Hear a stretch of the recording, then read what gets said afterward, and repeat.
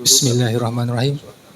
Assalamualaikum warahmatullahi wabarakatuh. Alhamdulillahilladzi wa kafa. Wassalatu wassalamu nabiyil mustafa. Salatu salam nabiyil mustafa wa ala alihi wa sahbihi wa ahli wafa.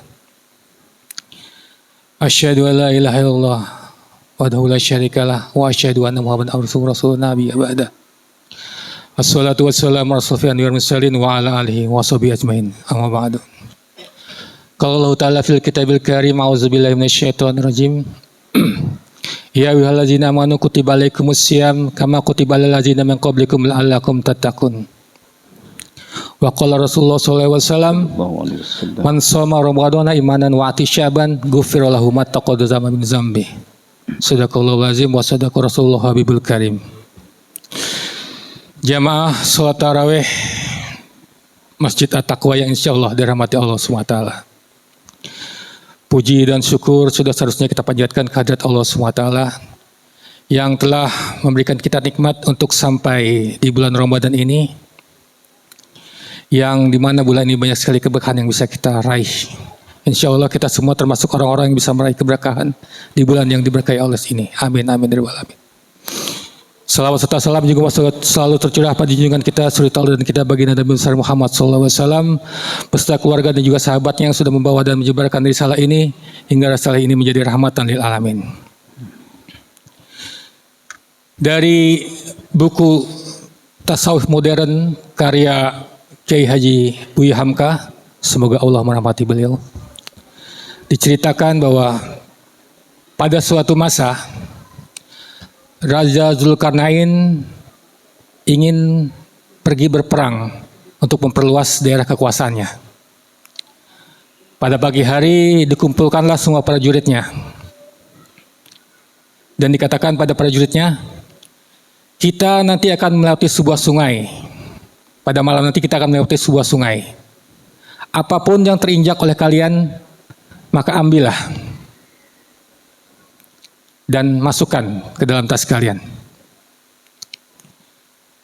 Singkat cerita, akhirnya pada waktu malam, pasukan tersebut sampailah di sebuah sungai yang luas dalam keadaan yang sangat gelap. Lalu ketika melewati sungai tersebut, pasukan ini terbagi 3 golongan. Golongan pertama yang membiarkan saja apa yang terinjak tidak diambil karena mereka menganggap itu hanya batu dan kerikil. Biarin sajalah. Kemudian ada kelompok kedua yang karena mentaati perintah, jadi mengambil hanya seperlunya saja karena takut kalau dia melawan perintah akan takut dihukum. Jadi seperlunya saja yang diambil, hanya untuk mentaati perintah. Kemudian golongan yang ketiga adalah golongan yang bersungguh-sungguh meyakini bahwa apa yang dikatakan oleh Raja Zulkarnain tersebut adalah hal yang baik. Maka dia mengambil sebanyak-banyaknya apa yang diinjak. Walaupun dia dengan itu bersusah payah untuk membawanya. Dan ketika pagi hari, Raja Zulkarnain memerintahkan pada pasukannya untuk membuka apa yang kemarin diambil semalam di sungai tersebut. Dan ketika mereka membuka tas mereka, ternyata isinya adalah intan, batu intan permata. Golongan pertama tadi merasa menyesal. Kenapa dia tidak mengambil apa yang diperintahkan? Golongan kedua juga merasa senang tapi juga merasa menyesal karena tidak bersungguh-sungguh untuk mengambil semuanya. Sedangkan golongan ketiga sangat gembira karena dia sudah bersungguh-sungguh mendapatkan hasil yang baik. Nah, jamaah salat tarawih yang insya Allah dirahmati Allah Ta'ala. Kalau kita analogikan dengan Ramadan yang sedang kita jalani, Ramadan ini juga memberikan kita 3 pilihan.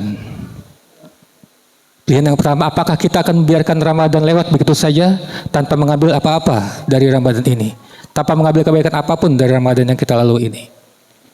Yang kedua, kita hanya mengambil Ramadan seperlunya saja, hanya mentaati kewajiban saja, tanpa memaksimalkan Ramadan yang telah kita dapatkan ini.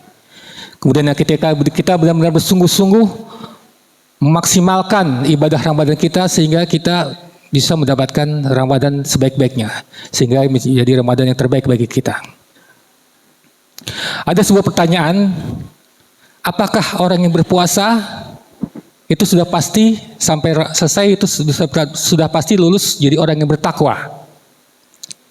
Dan Allah menjawab ini langsung lewat ayat Syam, yaitu yang biasa kita dengar, Quran surat Al-Baqarah ayat 183. Ya ayyuhallazina amanu kutiba alaikumussyam kama kutiba alal ladzina min qablikum la'allakum tattaqun.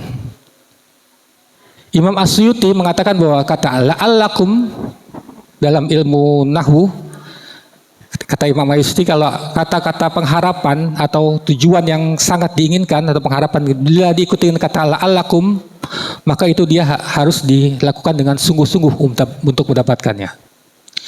Jadi dengan kata lain Allah menutup ayat ini dengan la'allakum tattaqun. Jadi kita harus bersungguh-sungguh mendapatkan takwa. Kalau tidak bersungguh-sungguh maka tidak akan dapat takwa.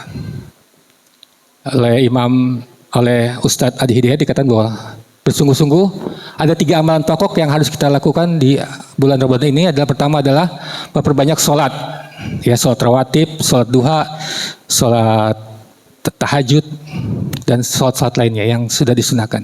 Yang kedua, memperbanyak interaksi dengan Al-Quran, baik tilawah ataupun mentadabburinya.